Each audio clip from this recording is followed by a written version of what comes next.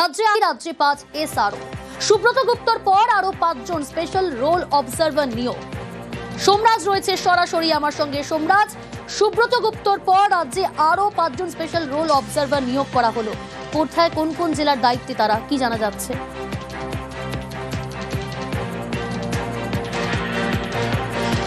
দেখো, এই যে 5 জন স্পেশাল রোল অবজারভারকে নিয়োগ করা হয়েছে জাতীয় নির্বাচন কমিশনের তরফে, যারা বিভিন্ন দপ্তরে দিল্লিতে রয়েছেন, কেন্দ্রীয় সরকারের দপ্তরে জয়েন্ট সেক্রেটারি পর্যায়ের আধিকারিকরা, তারা এ রাজ্যে আসবেন। কিন্তু এদেরকে কোনো জেলার নয়, ডিভিশন ভিত্তিক নিয়োগ করা হয়েছে।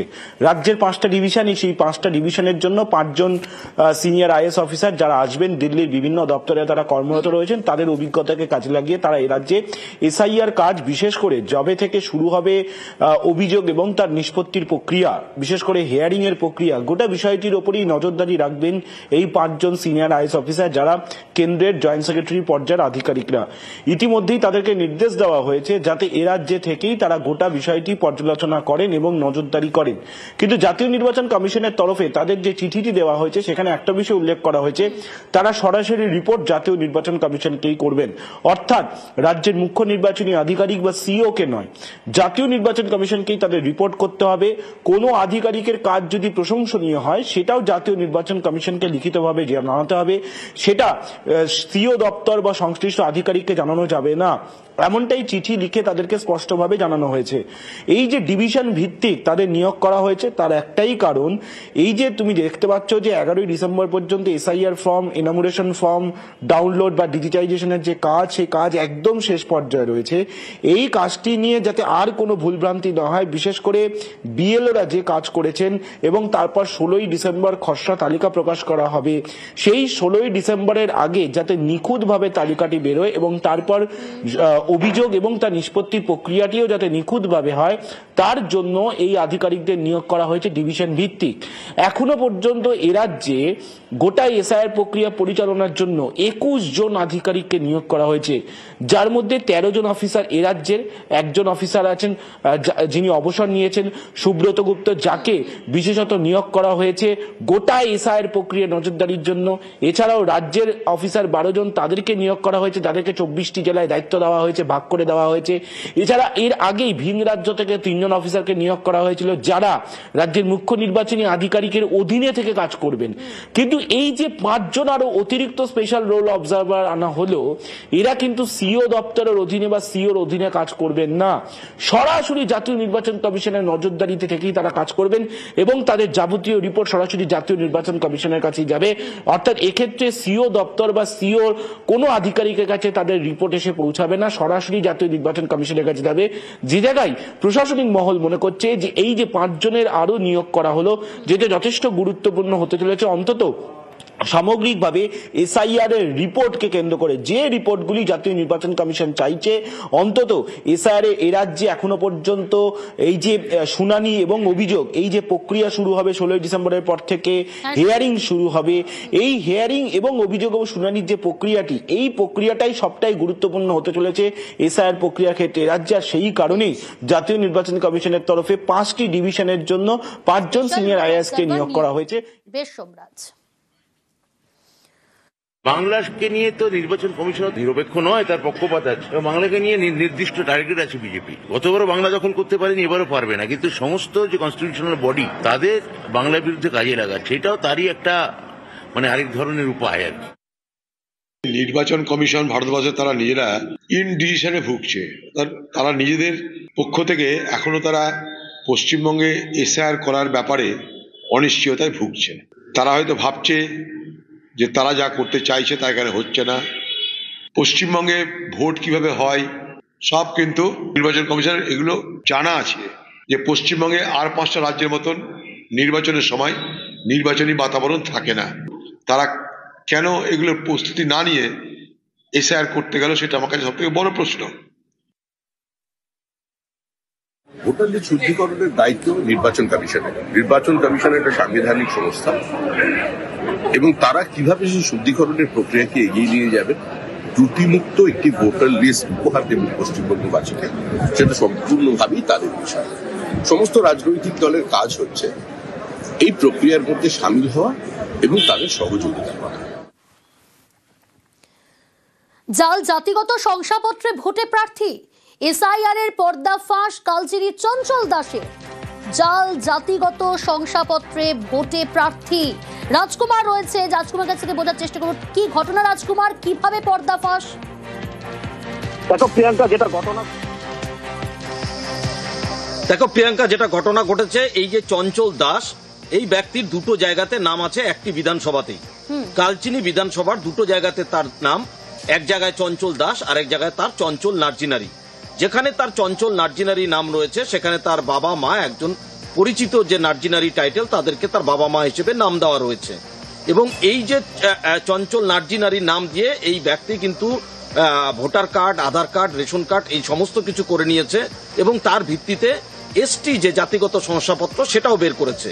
এবং বের করেছে না শুধু, 2021 সনের যে নির্বাচন ছিল বিধানসভা, সেই নির্বাচনে এই জাতিগত শংসাপত্র দেখিয়ে কিন্তু তিনি একেবারে নির্বাচনের প্রার্থীও হয়েছিলেন।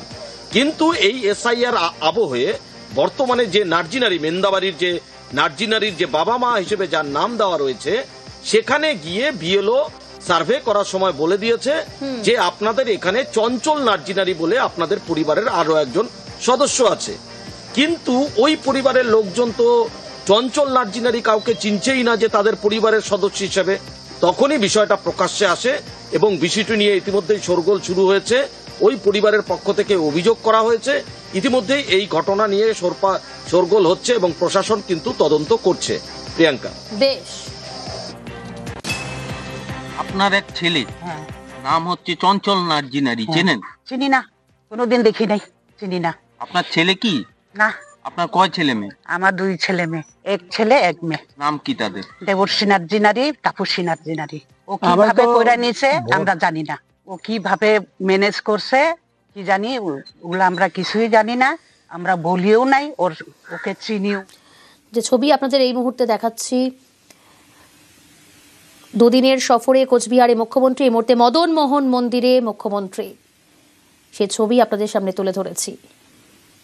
কোচবিহারে মদন মোহন মন্দিরে মুখ্যমন্ত্রী মমতা বন্দ্যোপাধ্যায়। কিছুক্ষণ আগেই তিনি প্রশাসনিক বৈঠক সারেন। প্রশাসনিক বৈঠকের পর এই মুহূর্তে মদন মোহন মন্দিরে মুখ্যমন্ত্রী মমতা বন্দ্যোপাধ্যায়। তার দুদিনের এই কোচবিহার সফর, রবীন্দ্র ভবনের প্রশাসনিক সভা, ভার্চুয়ালি এই সভায় যোগদান আলিপুরদুয়ারের প্রশাসনিক কর্তারাও। তারপরে এই বৈঠক শেষে মদন মোহন মন্দিরে এসে উপস্থিত হয়েছেন মুখ্যমন্ত্রী মমতা বন্দ্যোপাধ্যায়। আগামীকাল রাসমেলা ময়দানেও সভা করবেন তৃণমূল নেত্রী।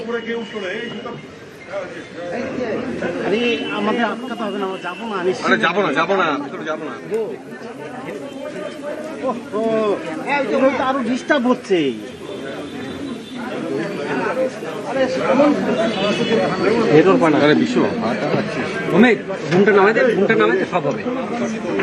সামনেটা বিশ্ব হাঁটা চলা ভাই, বিশ্ব হাত যাচ্ছে, জানি তো, চাপা না, হাতটা চাপা।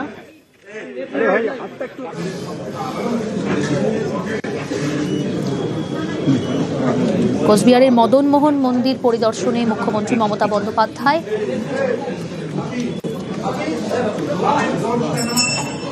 পুজো দিচ্ছেন তিনি, সেই ছবি দেখছেন আপনারা।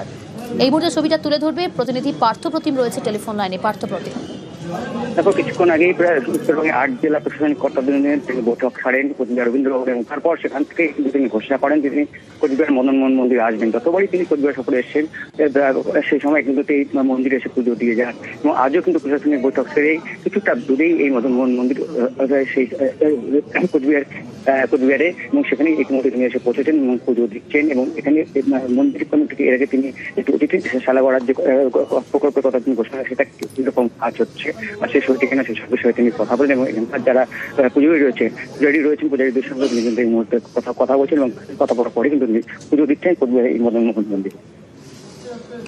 সঙ্গে থাকো। এই মুহূর্তে মদন মোহন মন্দিরে পুজো দিচ্ছেন মুখ্যমন্ত্রী মমতা বন্দ্যোপাধ্যায়, সেই ছবি তুলে ধরছি সরাসরি, আপনারা দেখতে পাচ্ছেন। প্রশাসনিক বৈঠক শেষেই তিনি চলে এসেছেন মদন মোহন মন্দির পরিদর্শনে। এই মুহূর্তে পুজো দিচ্ছেন মুখ্যমন্ত্রী।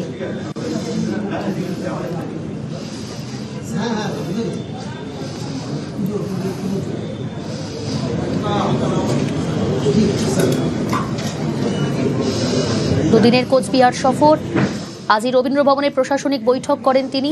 প্রশাসনিক বৈঠক, সেই বৈঠকে যোগদান ভার্চুয়ালি আলিপুরদুয়ারের প্রশাসনিক কর্তারাও। সেই বৈঠক শেষেই তিনি পৌঁছে যান মদন মোহন মন্দিরে। সেখানে এসে উপস্থিত হয়েছেন মদন মোহন মন্দিরে। এই মুহূর্তে পুজো দিচ্ছেন মুখ্যমন্ত্রী মমতা বন্দ্যোপাধ্যায়।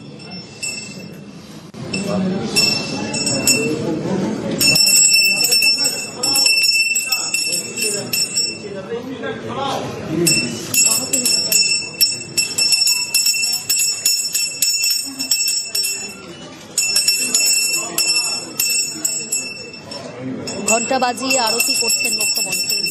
সেই ছবি আপনারা দেখছেন কোচবিহারের মদন মোহন মন্দিরে মুখ্যমন্ত্রী আরতি করছেন এই মুহূর্তে।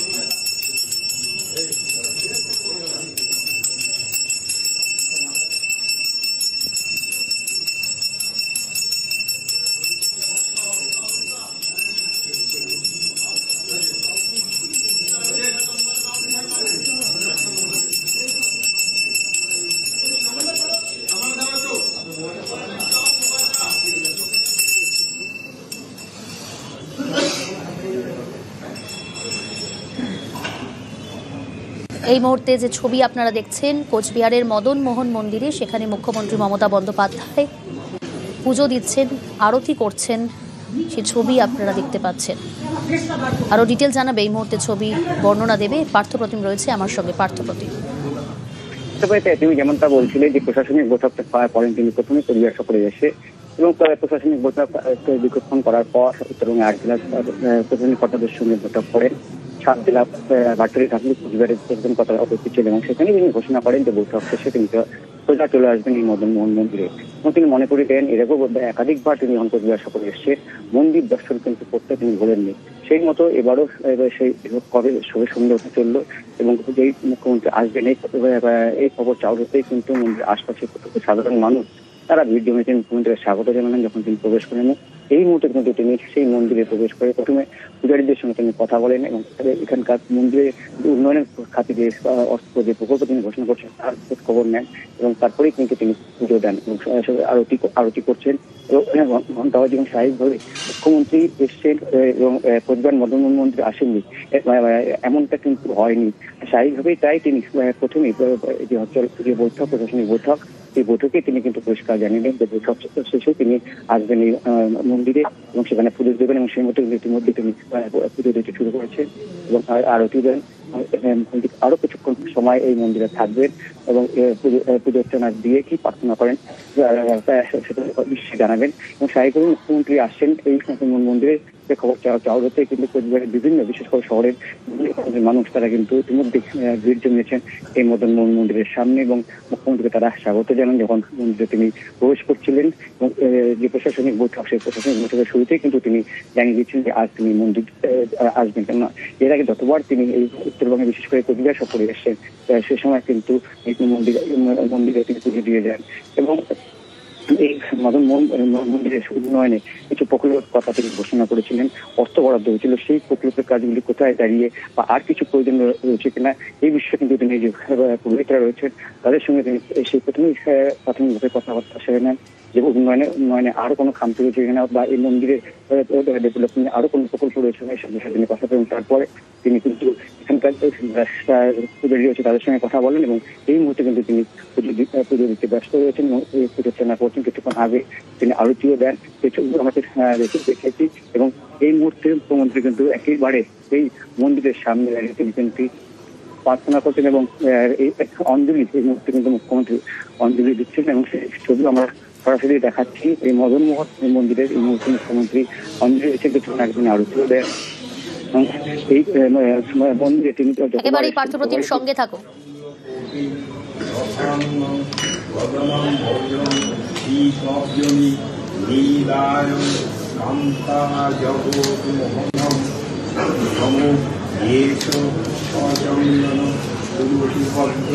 পুষ্পাঞ্জলি নমো শ্রী কৃষ্ণায় মদন মোহনাক্ষ নমো বৎসারকায়।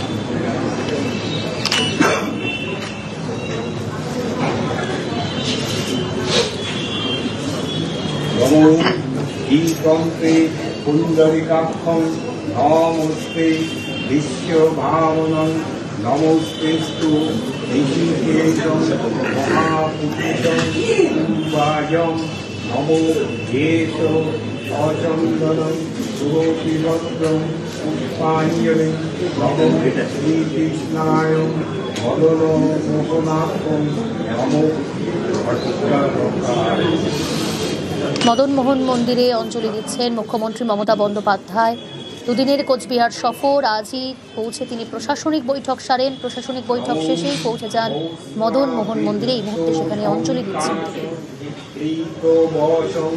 সমচ্যুতম গোবিন্দায় নানা অলঙ্কারং বিভূষিতম নমো শঙ্খচক্র গদাপদ্ম হনুমালা বিভূষিতম নমো কেশ অচন্দনং সুরপিভদ্রং পুষ্পাঞ্জলিং নমো সাহিত্য বাহনং অবাহনং অপরিবারায়ং সাঙ্গপাঙ্গং নমো শ্রীকৃষ্ণায় মদন মোহনাথং নমো ভট্টারকায়।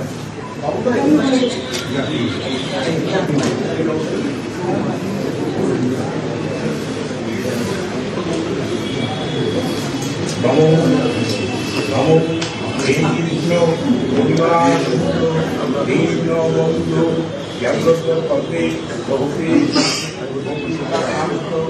কোচবিহারের মদন মোহন মন্দিরে মুখ্যমন্ত্রী মমতা বন্দ্যোপাধ্যায় এই মুহূর্তে সেখানে পুষ্পাঞ্জলি দিচ্ছেন তিনি। কিছুক্ষণ আগে আরতি করলেন এবং নিজের হাতে আরতি করার পর এই মুহূর্তে পুষ্পাঞ্জলি দিচ্ছেন মুখ্যমন্ত্রী মমতা বন্দ্যোপাধ্যায়। দুদিনের কোচবিহার সফর, আজই পৌঁছে রবীন্দ্র ভবনে প্রশাসনিক বৈঠক সারেন। সেই বৈঠকে ভার্চুয়ালি আলিপুরদুয়ারের প্রশাসনিক কর্তারাও যোগদান করেন এবং তারপরেই বৈঠক শেষে মদন মোহন মন্দিরে এই মুহূর্তে পুষ্পাঞ্জলি।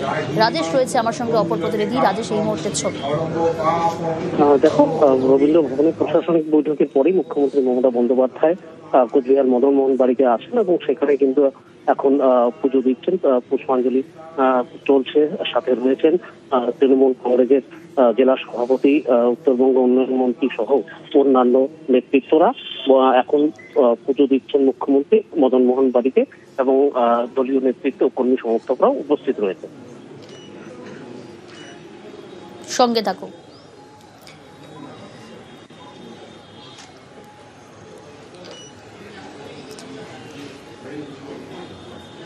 মুখ্যমন্ত্রী মমতা বন্দ্যোপাধ্যায় তিনি এই মুহূর্তে কোচবিহারের মদন মোহন মন্দিরে সেখানে পুষ্পাঞ্জলি দিলেন, নিজের হাতেই আরতি করলেন। মদন মোহন মন্দির পরিদর্শনে মুখ্যমন্ত্রী মমতা বন্দ্যোপাধ্যায় পুজো দিলেন তিনি।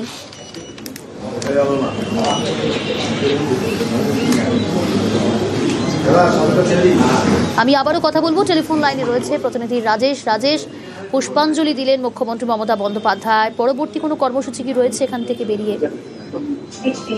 দেখো, আজ কিন্তু প্রথমে কোচবিহার রেসিডেন্সিয়াল কলেজে মাঠে মুখ্যমন্ত্রী নামেন, তারপরে কিন্তু সেখান থেকে সরাসরি পৌঁছে যান রবীন্দ্র ভবনে। রবীন্দ্র ভবনে দীর্ঘক্ষণ প্রশাসনিক বৈঠক করেন। সেই প্রশাসনিক বৈঠক শেষে কোচবিহার মদন বাড়িতে আসেন এবং মদন বাড়িতে আসার পরে এখনো কিন্তু সেই মদন মোহন মন্দিরে উনি পুজো দিচ্ছেন, পুষ্পাঞ্জলি করছেন এবং এরপরেই কিন্তু এখান থেকে অন্য কোনো কর্মসূচি রয়েছে কিনা সেই বিষয়টি এখনো জানা যায়নি। তবে আগামীকাল কিন্তু কোচবিহারে সভা রয়েছে। ইতিমধ্যে আজই কিন্তু দেখতে পাওয়া যায় জেলা থেকে বিভিন্ন প্রান্তের থেকে তৃণমূল কর্মী সমর্থকরা কিন্তু এসছেন মুখ্যমন্ত্রীকে দেখার জন্য। এমনকি হেলিপ্যাডে উপচে পড়া ভিড় ছিল এভিনশন কলেজের মাঠে। স্কুল কলেজের ছাত্রছাত্রীরাও ভিড় জমিয়েছিলেন মুখ্যমন্ত্রীকে পাশ থেকে দেখার জন্য, উচ্ছ্বসিত ছিলেন তারা মুখ্যমন্ত্রীকে কাছ থেকে দেখতে পেয়ে। এই মুহূর্তে মদন মোহন মন্দিরে এখনো মুখ্যমন্ত্রী রয়েছেন এবং সেখানে কিন্তু পুষ্পাঞ্জলি চলছে। সঙ্গে থাকো রাজেশ। এই মুহূর্তে মদন মোহন মন্দিরে মুখ্যমন্ত্রী মমতা বন্দ্যোপাধ্যায় রয়েছেন মুখ্য সচিব এবং একই সঙ্গে তৃণমূলের নেতৃত্বরা রয়েছেন। মদন মোহন মন্দিরে পুজো দিলেন তিনি, আরতি করলেন এবং পুষ্পাঞ্জলি, সেই ছবি আপনাদের সামনে তুলে ধরছি। আজই কোচবিহার পৌঁছে দুদিনের এই সফর, কোচবিহারে পৌঁছে রবীন্দ্র ভবনের প্রশাসনিক বৈঠক করেন তিনি। প্রশাসনিক বৈঠক শেষেই পৌঁছে যান মদন মোহন মন্দিরে।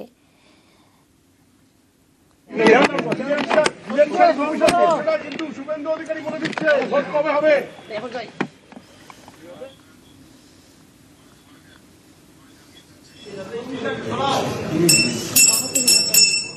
কোচবিহারে মদন মোহন মন্দিরে মুখ্যমন্ত্রী মমতা বন্দ্যোপাধ্যায় দুদিনের কোচবিহার সফর, রবীন্দ্র ভবনের প্রশাসনিক বৈঠক করেন তিনি। তারপরই ভার্চুয়ালি যোগে সেই বৈঠকে যোগ দেন আলিপুরদুয়ারের প্রশাসনিক কর্তারাও। বৈঠক শেষেই পৌঁছে যান মদন মোহন মন্দিরে। আগামীকাল রাসমেলা ময়দানে সেখানে সভা করবেন তৃণমূল নেত্রী। মদন মোহন মন্দিরে পৌঁছে তিনি পুজো দেন, নিজের হাতে আরতি করেন, তারপর পুষ্পাঞ্জলি দিলেন তিনি। আগামীকাল রাসমেলা ময়দানে সভা করবেন তৃণমূল নেত্রী। দুদিনের এই কোচবিহার সফর মুখ্যমন্ত্রী মমতা বন্দ্যোপাধ্যায়। আজ পৌঁছেই তিনি প্রশাসনিক বৈঠক সারেন।